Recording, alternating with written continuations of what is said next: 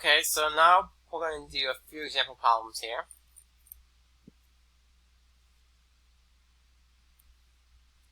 So the first one is determine if two particles will attract or repel. Well, two electrons. Well, we said that. So two electrons here are two negative charges. Well, we know that they're gonna repel. Well, likewise, like charges repel each other. So repel. Two protons. Well, also gonna repel because they're like charges. And then we have electron and then one proton. Well, they're actually gonna pull each other closer together, so they're gonna attract. So, determine the first force exerted by the particle. Of what force the electron exert on the electron that exerts a 7 Newton force in it. So we have here. So we have two electrons. What is being 7 newtons, right? So then this one is gonna exert the same amount of force to the left, which would be negative 7 newtons. Remember, negative and positive is not the charge, it's the direction of the force. So again, electron exerts a photon that exerts a force of 12 newtons on it. So for example, if I have an electron and I have a proton, and the proton is exerting a 12 newtons on the electrons.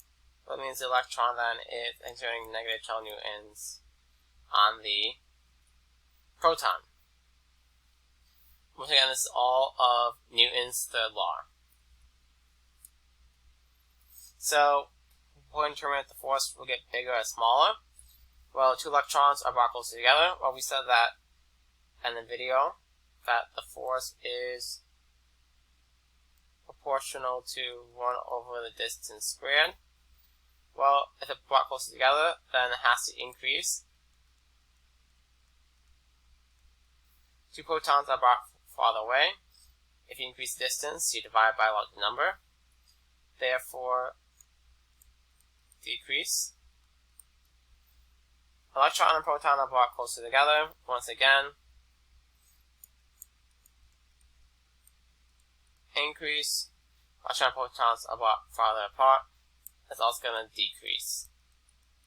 Every time you're decreasing the distance, you're increasing the force. Every time you're increasing the distance, you're decreasing the force. So, determine which object is positive, which one is negative. So, a rod is rubbed with a cloth and gains 2 electrons. So, now if you gain 2 electrons, your overall gain is going to be negative, right? Because you have more electrons than protons. So, the rod has to be negative. The cloth loses electrons, so it becomes positive. The rod is rubbed with a cloth and loses the electrons. So now the cloth is taking electrons from the rod. So the rod then has to equal positive. The cloth gains the electrons, making it more negative.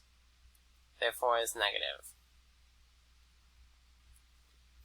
Determine the number of electrons and protons in each sphere. Well, here we have 3 electrons, 7 electrons. 3 electrons, 4 electrons is 7. 3 protons, 4 protons is 7 protons. 2 electrons and 3 protons. Well, this is 2 electrons here. We know the total does not change. The total has to be the same. That's the conservation of charge. Use the conservation of charge. So 2 electrons then. Here, this has to be 5 electrons. This is 3 protons.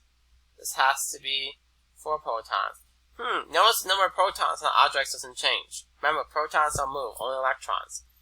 The overall total of both protons and electrons doesn't change at all. And that's actually it for example problems. Hope that's easy enough for you guys.